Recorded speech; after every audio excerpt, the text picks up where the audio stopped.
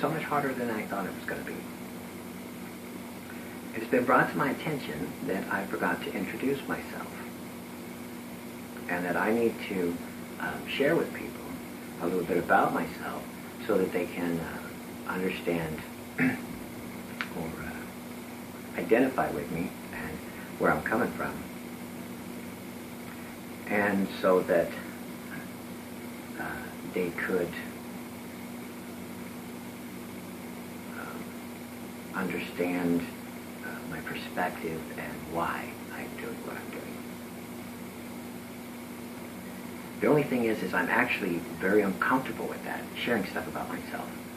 Put it on in YouTube so that just anybody can watch it. And I'm having a really difficult time with this. I'm going to try and make it as short and sweet as possible and just give you what you need to know and not waste your time with stuff about me, because this is not about me. It's not supposed to be about me. So try real quick and do this in a fashion where I give you what you need to know and not waste your time. Now, I go by Jackson Evax. That is not my birth name. It's my favorite name. And I've gone by that for 23 years, more than half my life. So, there's that. Now, what I think you need to know in order to identify with my perspective and what it is that I'm doing is, for starters, I don't actually care two licks about prophecy. The word of now is chock full of prophecy. Descriptions of future events, what's going to happen, what's going to take place, wars, stuff like that. But at this point in my life, I just don't care. There are two prophecies in that whole book that I even care about. Of course, the big one, where a large sun type planetoid comes and melts the earth. The flood being the last event, and with water and fire for this one. That seems like one I should care about. But in all reality, the prophecy that is most important to me is a prophecy about a large group of people, a congregation who come together and stand in the Father's fire of protection together. In my witness statement, I give a description of what it's like to stand in the fire with the passion ecstasies and the light from within. Now, the way I interpret that prophecy is that the experience I had when I was 17 should be pale in comparison. You know, we're talking like 10 times the most powerful, incredible experience of my life. That's what I want.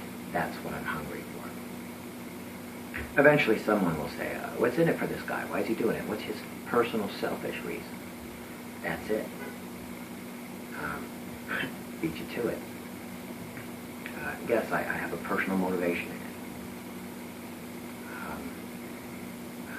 Another thing that I would like you to know about me, if you,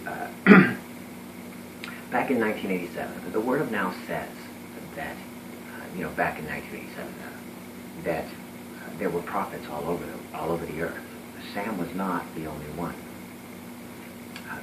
They were everywhere. And they all received a version of the Word relative to their life perspective.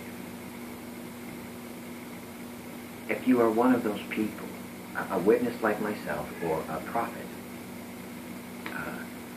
I want to know you. I want to read your version of the Word. If you happen to run across this, get a hold of me, please. I have to believe that somebody somewhere is already doing this. we lost the word for 26 years. It disappeared on us. I know everything happens for a reason, but I would like to think somebody somewhere, has achieved it. Of course, if they haven't, I'm bound and determined to try.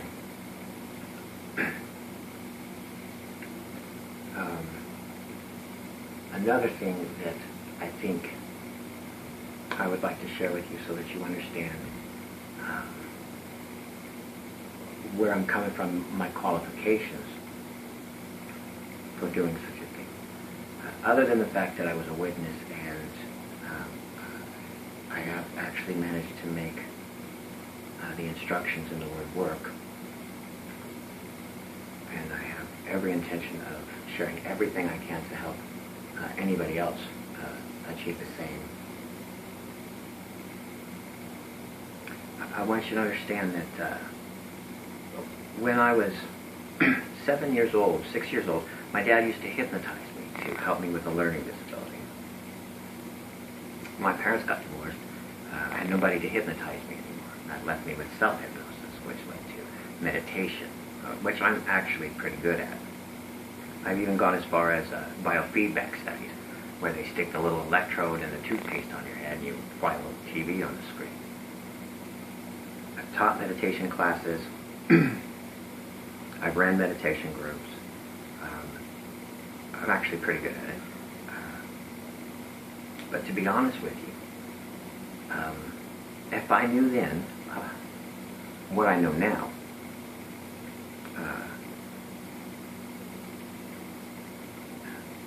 I would have ran a completely different deal.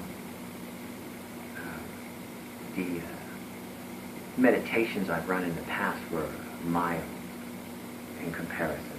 The energy that's available in the room afterwards is mild in comparison. So, the new way of doing it has some oomph to it.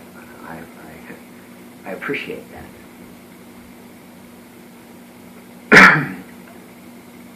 Another thing I think that you might need to know about me in order to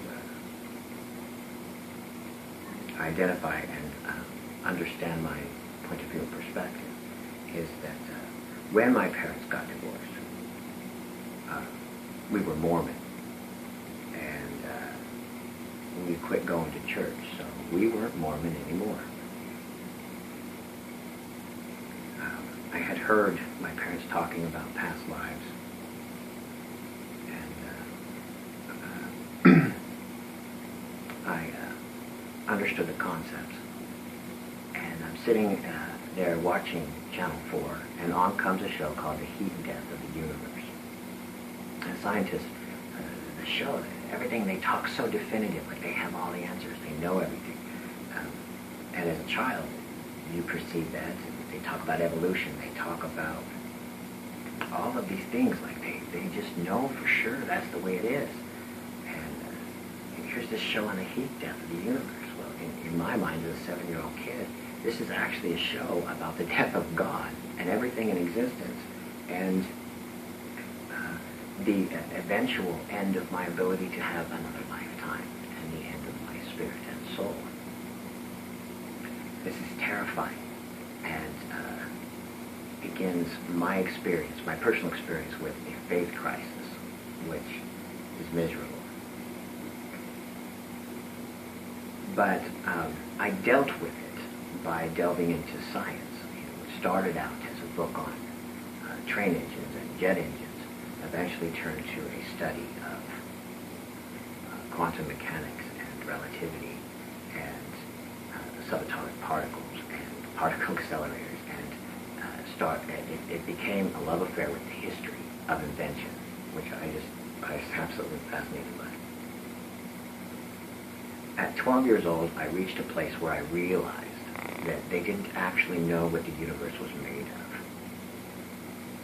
They had names for everything. They could describe behaviors, but they didn't actually know what it was, what it is, or how it was created, or how it began. For me at 12, that was a pretty big deal because that left room for God, and thus ended my faith crisis. But I continued on with my studies of science, And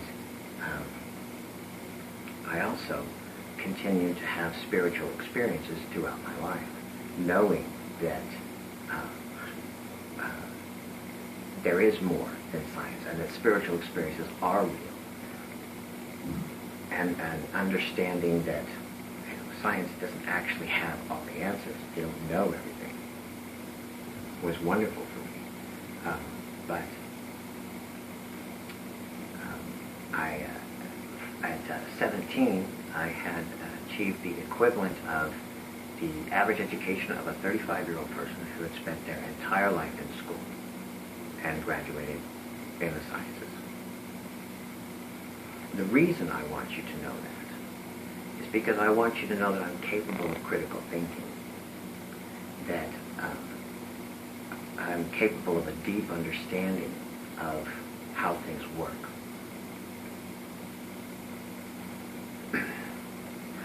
And now, that's when I was 17. I'm now 43. I have never quit learning. I have never quit having spiritual experiences. So I think I'm probably going to be pretty good at this.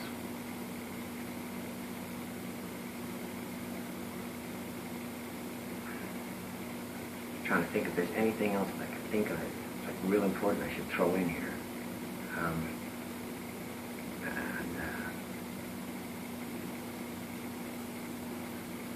I don't really have anything, I don't think. However,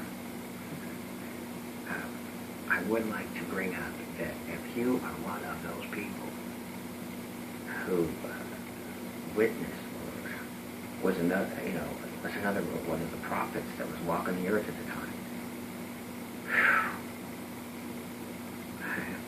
please get a hold of me. I would